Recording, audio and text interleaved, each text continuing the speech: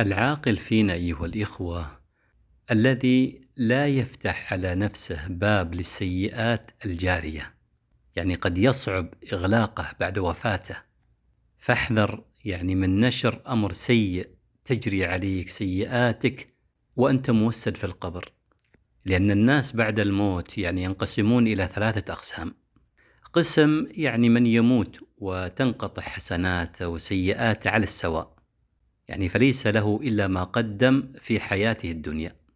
وقسم من يموت وتبقى آثار أعماله الطيبة من حسنات تجري عليه بعد الممات. وقسم من يموت وتبقى آثار أعماله السيئة من سيئات تجري عليه، نسأل الله السلامة والعافية، وهو موسد في القبر. فاحذر أن تكون من القسم الأخير، عافاني الله وإياكم.